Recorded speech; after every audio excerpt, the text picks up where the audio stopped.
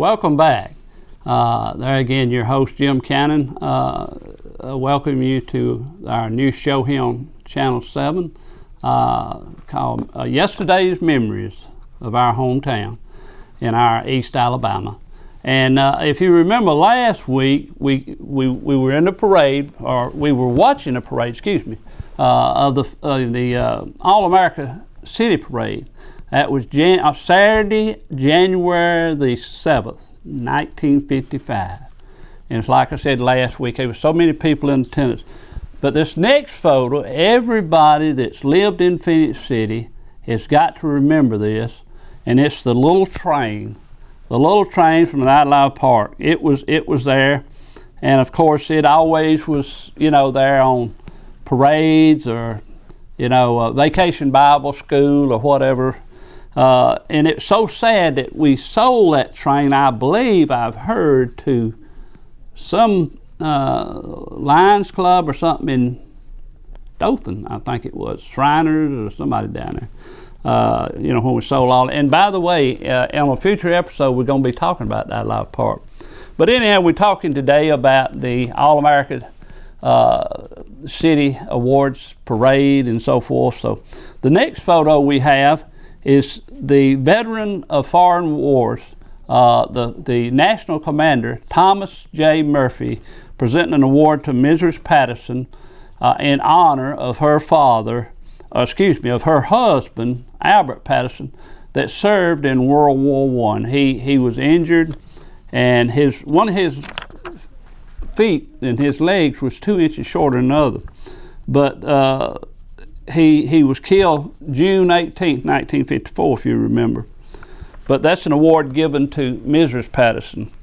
The next award is you might say the grand finale, and that's what we're all parade watching today, is the chairman of the All-America Day City Parade and the All-America City Award, Mr. George Gallops of the Gallops Poll, presenting the All-America City Award to the city of Phenix City.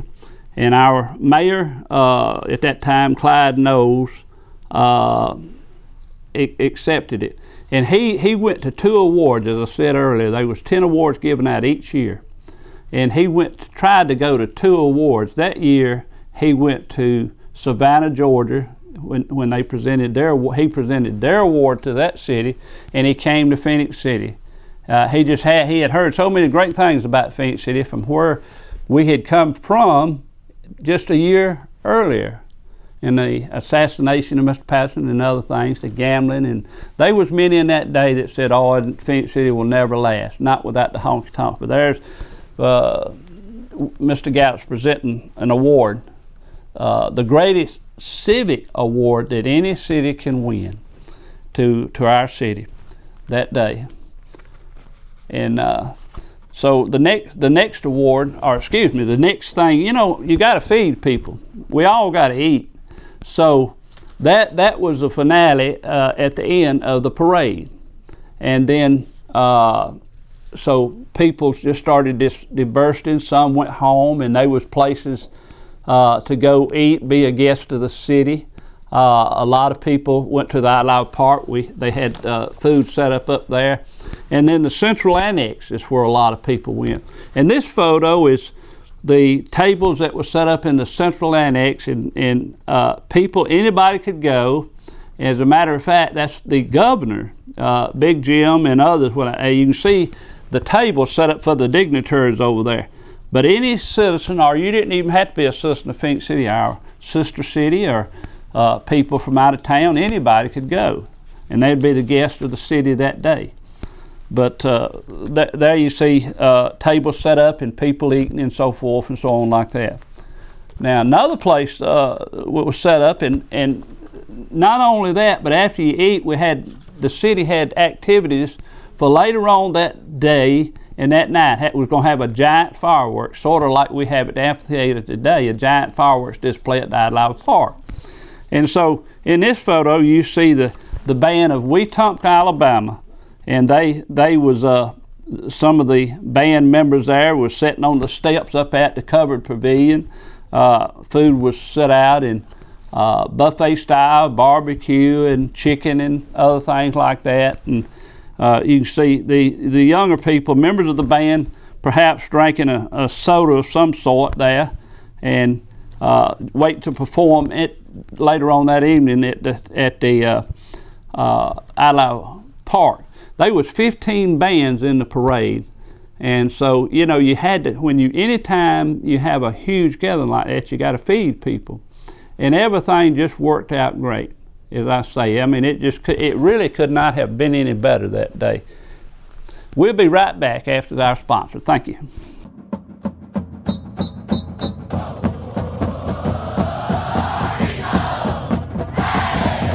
Hello everybody, I'm Jay Coulter and I'll be your host for Track 'em Tigers, a weekly look at your defending SEC Western Division champions.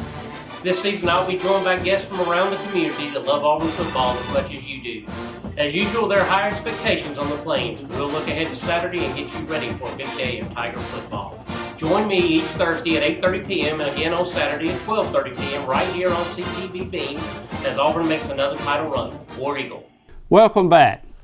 When we left for commercial break, everybody was eating, it seems like. So there again, we were talking about those that the Central Annex that was eating in a nice air-cooled place, air-conditioned. So also at the Idlewild Park, we were showing a picture of the students up there eating, getting ready to perform later on that evening before the fireworks display. And in this photograph we have there again, it's some, I don't know who that is, sitting there in the tan, looks like soup, but you got some of the military sitting there, no doubt from one of the bands, perhaps Fort Benning and so forth. And right across from them, if you can see there, you got a high school, probably student from somewhere, and then you got people just gathering. But that was a day where it made no difference who you was. Everyone was invited. You could be the governor of the state, or you could be whoever. But yet we was all proud Phoenix City people that day. And if you wasn't from Phoenix City, if you was from another town, you was proud for Phoenix City. But here that night, here's some of the activities that was going on. As I say, everybody, and this sort of ended the day with a giant fireworks display. And of course right here, and you remember the old days when we used to always have the fireworks at the Idlewild Park, July the 4th or whatever it was. And that day, we didn't have an amphitheater or anything else in 1955. So you'll see there at the Idlewild Park where a giant fireworks display. And if you'll notice in the bottom right hand of this photograph, you'll see welcome Phoenix City, congratulations, All-America City. Fireworks display lit up, if you'll notice there. And giant fireworks just going off everywhere. But that sort of highlighted the events of the day. Now, also we were All-America City, but coming in, the next photograph is welcome to Greater Phoenix City, the port city. And we had the Phoenix City banner on top of that. There was one of these signs out Highway 80. We didn't have you might say 4 lanes coming in. As a matter of fact, that day, Governor Folsom said that day in his speech to those in attendance that we would 4-lane 14th Street all the way to the bridge. In those days we was called the Port City because we had the river channel coming up and so forth, and still do to this day. But you'll notice on top of this sign, Phoenix City All-America, 1955. All-America City. In one of these signs, it was a giant billboard, and I remember these as a kid on Highway 80 coming into Phoenix City. They was coming from Old Blacka, 280, and then coming in from Eufaula is 431. And all of these was erected by the Chamber of Commerce in those days and the Merchants Association. Of course, nowadays, we don't have these are gone. All right, the photo, the last photo we're going to show today as far as photo is the All-America City Award that our mayor at that time, 1955, Clyde knows is holding. To his right is Arnold Thompson, was a commissioner. We had a 3-member council, had a mayor and 2 council members. To his left was Commissioner Leonard Coulter. And nowadays, of course, we have more than 3 on the council, but when I was on the council last time, we didn't have people. As I say, the thing that really bothers me living in this community and knowing about All-American Awards and have been to other communities. For instance, our oldest son lives in Winston-Salem, and we always have to go through Charlotte. Well, in Gastonia, North Carolina, right this side of Charlotte, they've won it 3 times. There's no limit on how many times you can award this, win this thing. And so they've won it 3 times. And going through there, we would see that every time, and I'd comment to my wife, now see, they've won it 3 times. Now Phenix City has won it in 1955, but there wasn't a sign anywhere in our community, and young people don't know anything about the All-America City Award, and others don't either. So I started taking a different route, and I would go up Highway 77 there, right in Gastonia, right this side of Gastonia, through Hickory, North Carolina. And guess what I run into? An All-America City Award. They've won it twice. I did some research on it. And so that made me just think we needed signs up more than ever. And so when I was on the council, along with the mayor and other council members and working with the Chamber of Commerce, we erected 4. So when you see this, remember you live in an All-America City.